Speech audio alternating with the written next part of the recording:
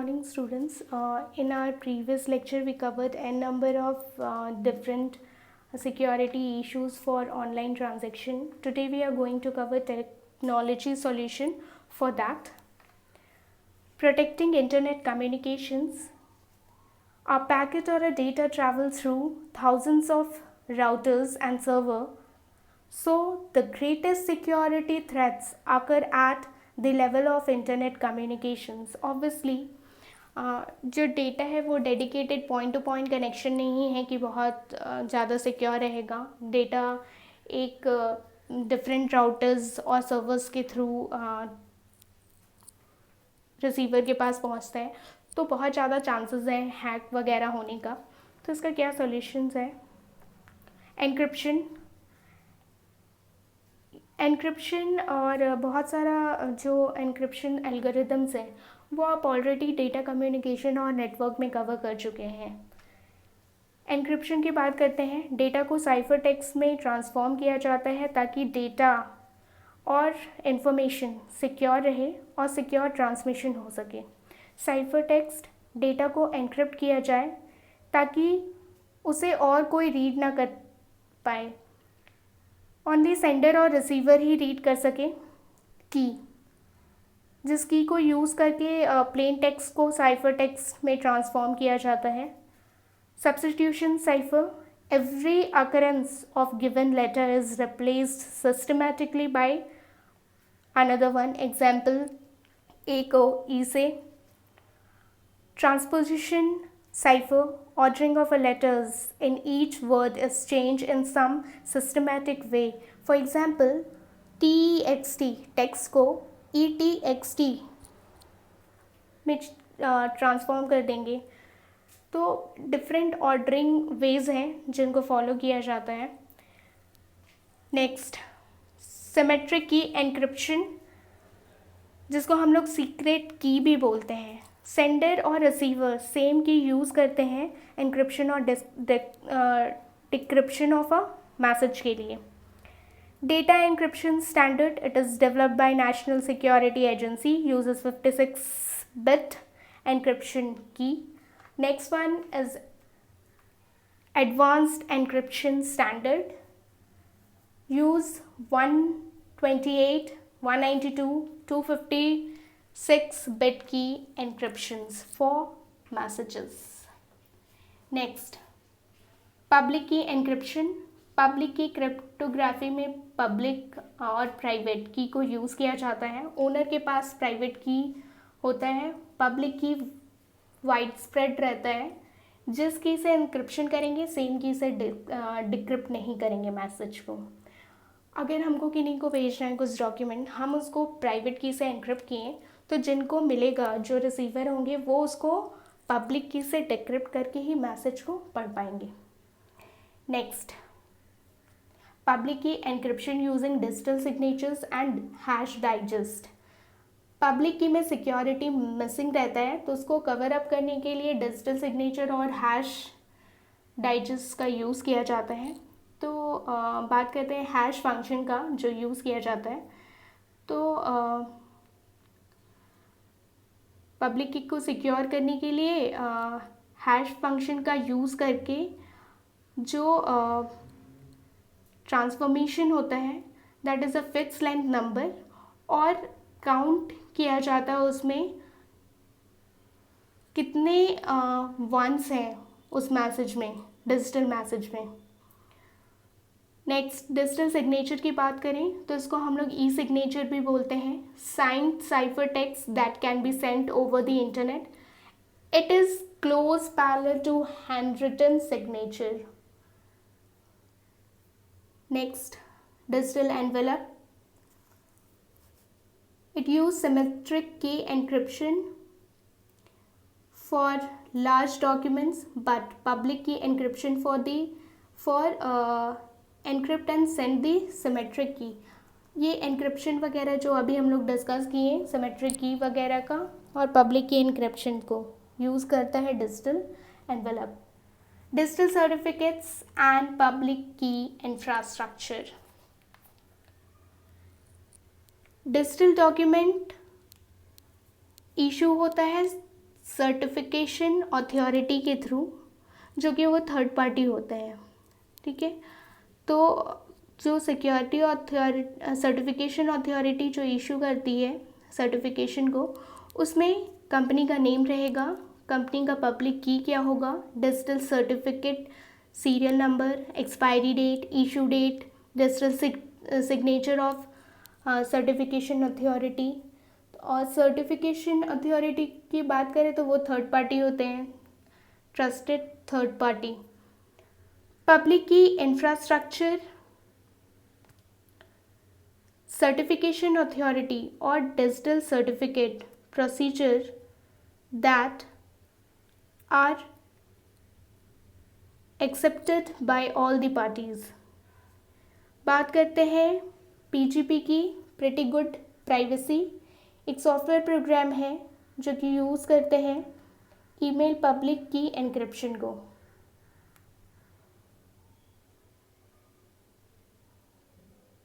आप इसका एग्जाम्पल, आप अगर इंटरनेट से कोई भी वेबसाइट अगर आप अपने ब्राउज़र से ब्राउज़ करते हैं तो आप देखे होंगे बहुत बारी इस तरह का ऑप्शन आता है कि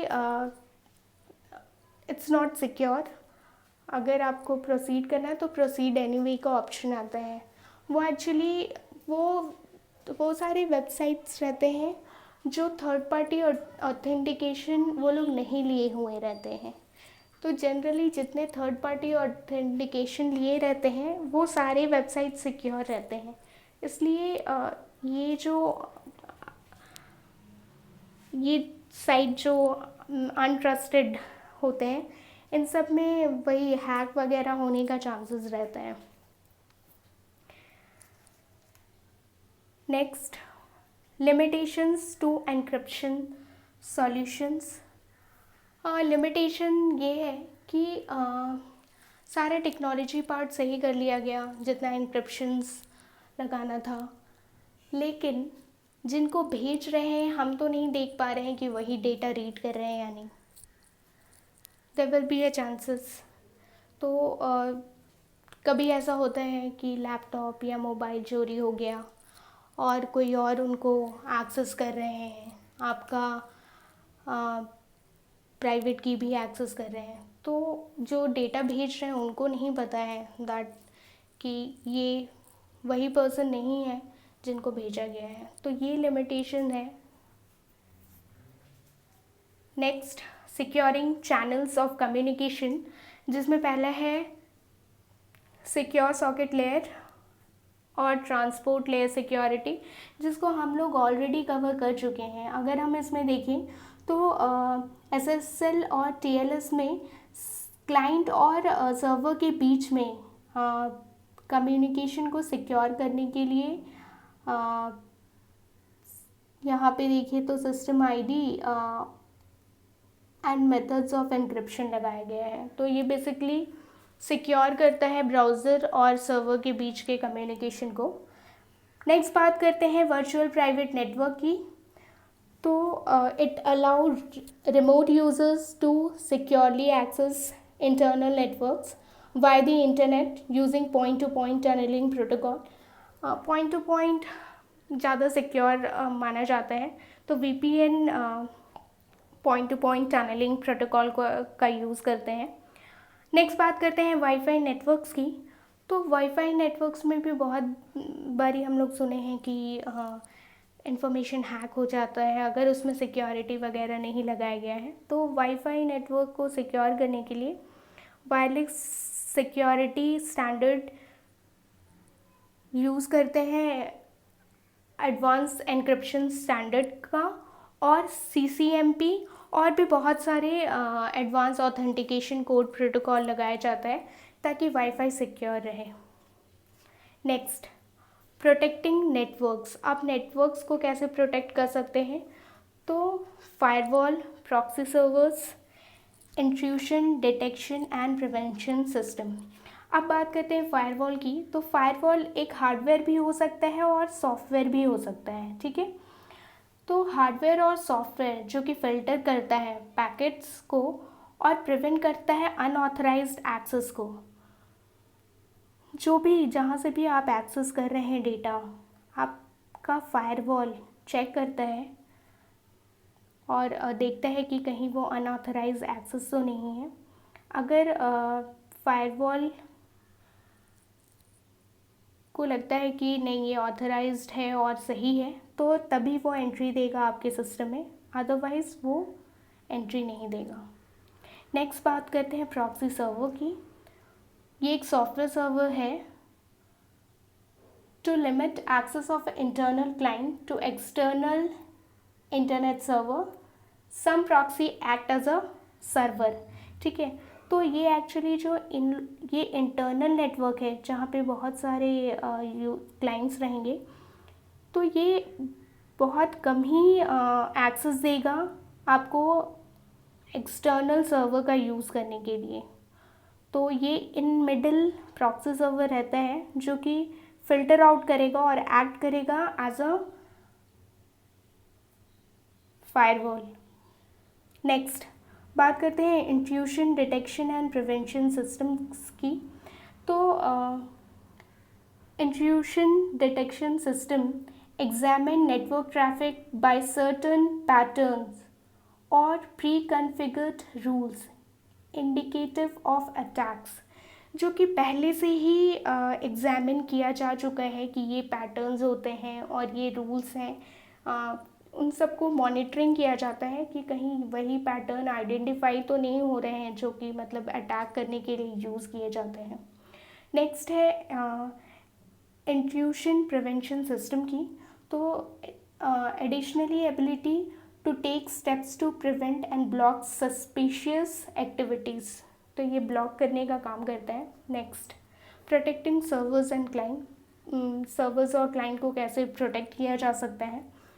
तो by automatic computer security upgrades of OS, आप देखे होंगे कि कंपनीज़ के थ्रू बहुत बारी सिस्टम अपग्रेड और ओएस अपग्रेड का ऑप्शन आता है, तो आप उसको अपग्रेड करके भी सिक्योर कर सकते हैं। और ब्राउज़र वगैरह का भी बहुत सारा अपडेट आता है, उन सबको भी अपडेट करके हम लोग कर सकते हैं सिक्योर। नेक्स्ट बात करेंगे एंटीवायरस सॉफ्टवेयर की। तो हर सिस्टम में एंटीवायरस इंस्टॉल किया जाता है ताकि आप ब्राउज़र से जो भी इंटरनेट से जो भी डेटा डाउनलोड कर रहे हैं या फिर आप अनइंटेंशनली भी बहुत सारा चीज़ डाउनलोड हो जाता है तो वो कहीं अटैक ना कर सके उन सबको, तो एंटीवायरस का यूज़ किया जाता है। बहुत सारे एंटीवायरस है, McAfee, Norton antivirus, quick heal. Thank you.